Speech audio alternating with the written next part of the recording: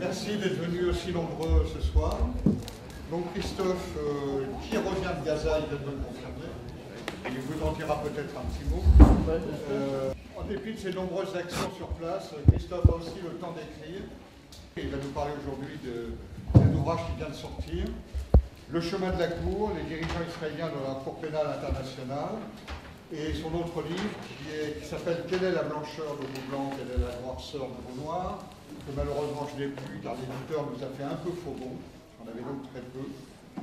Et vous pourrez éventuellement trouver à la librairie son ouvrage précédent « La vallée des fleurs » et également un livre qu'il a préfacé qui est très intéressant, qui s'appelle « Journaux de prisonniers » de Norma Hassim, qui est un livre qui recense des journaux écrits en prison, notamment par les gens qui ont été libérés, qui se retrouvent maintenant à Gaza. Voilà, donc Christophe va nous parler de tout ça. Norma Hassim, c'est une pacifiste militante qui est de Malaisie et qui a édité en anglais un petit bouquin que j'ai lu dans la nuit, en 2 heures, même pas, et qui m'a beaucoup ému parce que c'est un recueil de textes intimes de prisonniers, et notamment à l'occasion de la libération, vous savez, de ces 1000 prisonniers qui ont été échangés contre Shalit.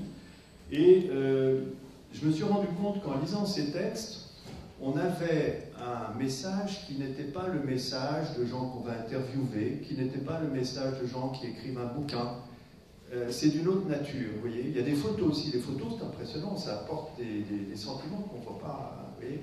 Là, c'est encore autre chose, ce sont des gens qui ont écrit à leur famille.